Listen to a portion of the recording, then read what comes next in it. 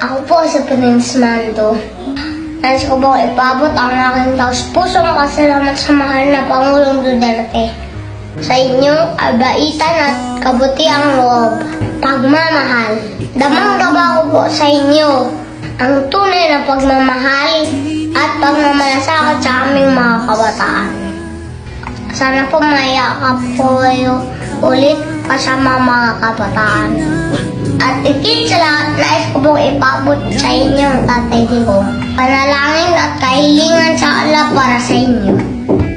Dalahin ko po sa Allah ang iyong magandang kalusugan, malakas na panindigan, matatag at patas na pamumuno para sa lahat. Dalahin ko po sa Allah ang iyong tagumpay at kaligtasan. Mula sa lahat ng banta ng pwersa ng kasamaan, sa araw gawin niyang paggalang sa tungkulin para sa aming lahat.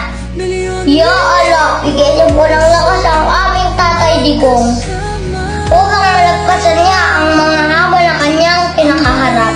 Ya Allah, igawan niyo kay Tatay Digong ang iyong awa at gabay tungo sa tamang landas. Para magtagumpay.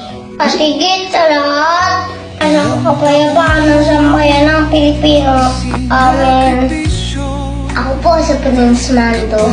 Mabuhay ka, Tatay Digong! Mabuhay ang Pilipinas! Maraming salamat po. Ngunit ngayon'y dinadala sa dayuhan. Parang wala nang saysay ang paglaban.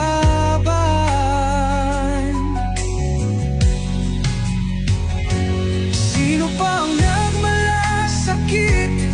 Siya ngayon'y pinapahirap. Ngunit hindi ka namin bibitawan. Katarungan ng